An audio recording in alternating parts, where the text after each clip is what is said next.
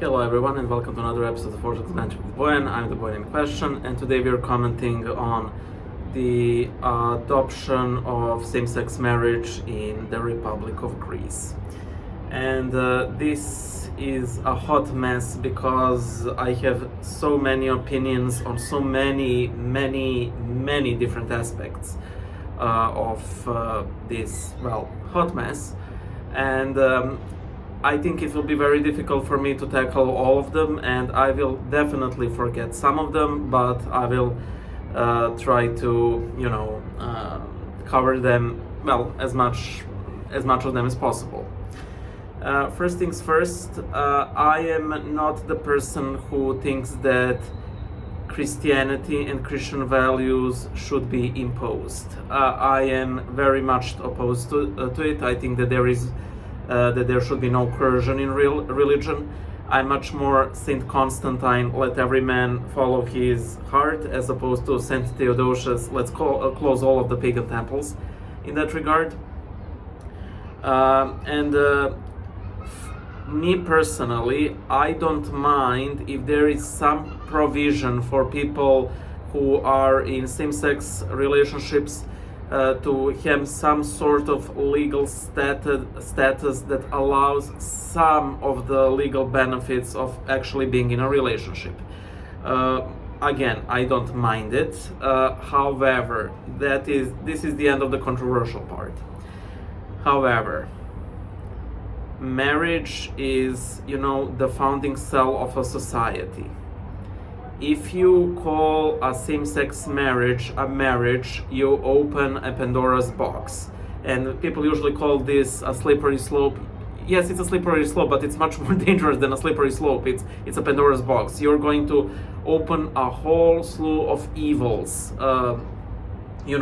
for the society. And some people may say, yeah, but same-sex, like unions, civil unions, are a slippery slope to a gay marriage. And I agree with that argument. I mean, again, this is a very complex issue, I believe, because I think it's only a matter of minutes before people start going, why does marriage have to be between two people? I think it's literally only, we are minutes away from that, and the horrible social consequences of that decision when it comes to children.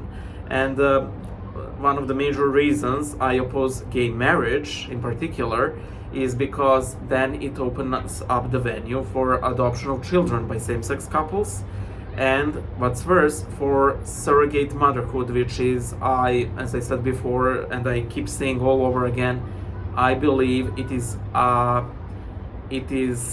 turning motherhood, parenting, into a commodity, and that is, for me, absolutely satanic. There were a couple of bishops, I don't know what the Church of Greece, what their official stance was on this, but a couple of bishops excommunicated the MPs who voted for this measure, and I'm for it. If you actually vote for something that is ultimately unchristian, you need to suffer repercussions in that church. Are you in the church, or are you outside of the church? And if you vote for this, you have to be outside of the church until you supply proper repentance. Especially in Greece, I don't know if you guys know this, but their constitution literally starts with this is a paraphrase, but in the name of life-giving and consubstantial Trinity, and this must not fly in a country where such a constitution is in force. I have finished law, so I'm talking also a bit from that perspective. Then what else? So there are so many things here. Democracy is a joke. You guys know that I'm not a fan of monarchy, but I'm not a fan of democracy either. And this is a very good, case of that, because there are two major issues with democracy. The first and most glaring one is that, yes, people vote for people who are in power. However, with populism, from which we suffer extremely in Serbia, and I've recognized this in Trump as well. By the way, I dislike Biden much more than Trump. is that you can sway voters very easily with some very crappy pronouncements and measures well, if you don't know the concept of Potemkin's village, you will know what I mean. Making all of this show that's for nothing. So democracy fails in that regard because you're not making an informed choice, ultimately. The second thing is that you're not being asked about a lot of things, and this marriage thing is a big one. Like, okay, you can technically say, yeah, well, people voted for these MPs. Yeah, but would they have voted for this measure? And this is the issue with indirect democracy, where you actually vote for your representatives, because what do you do when the representatives do not represent you?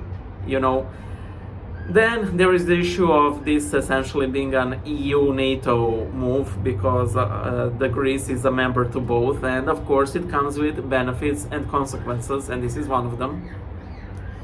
However, and this is very political, should you stay a fragmented island or join a more uniform whole for, again, these benefits and protections and maybe defending yourself from Turkey or what have you?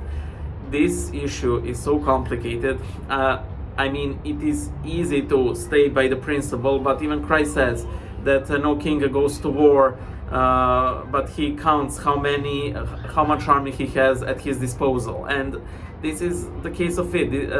I always like to quote my late spiritual father, Father Dimitri Cosby.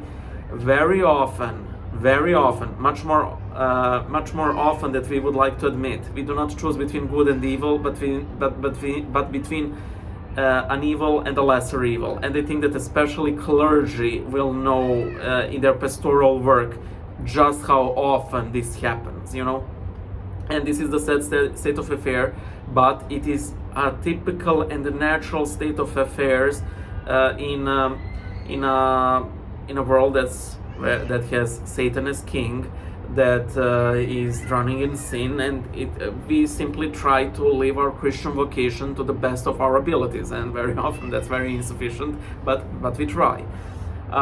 There is also an aspect of I think that a lot of people have power trips, that they would like to impose Christianity on others. I do not believe that state is a place for it, because you can't baptize a nation, you can't baptize a state, you can baptize individual people. And this sounds like such a truism, but it needs repeating. I honestly do not believe that there is such a thing as a Christian state. We can always, proclaim Christ as king like the Poles did, put the Trinity in the Constitution like the Greeks did, but ultimately, those are all very important moves, but Christianity happens in a church, and what we bring outside of the church. To put our hopes into the princes of man is a false hope, and this has been what the Lord has been telling us for the longest times. Do not pick a king, as he says in the Old Testament, because he will fail you, and this is what is happening. Again, I generally use this as a jab against the monarchy, but I use this as a jab against all rulership. Yes, we should obey the earthly authorities as far as they do not contradict the law of God, but this is a typical example of us simply living in the world, and it's a sad state of affairs. For any of you who are gay, lesbian, whatever, again, I don't hate you, Christians don't hate you. However, this whole mess does have implication for the entire society, and you might say, no, it doesn't. It does. It will, and we will see it very soon. Because I don't know that I believe that the rates of people who self-identify as same-sex, as trans, and so on has skyrocketed in younger generations, and people will say, well, now they have the freedom to admit it. Honestly, I believe it is the atmosphere that's conducive to it. It's not that you're just born with it, but there are also environmental factors. And when the entire environmental factors, it's okay to feel attraction to same sex, people will be attracted to same sex, because if you have a little boy and you tell to that boy, well, you can, when you grow up, you can be in a relationship with another boy, and why would that boy who likes, for example, playing with soldiers, play with Becky, who likes to play with Barbie dolls, when he has much better rapport with his guy friends? And then that's a recipe for disaster, because again, societies need to repopulate. It's simple maths. So yeah, that's essentially that. May Christ bless us both. I hope I did not scandalize you too much.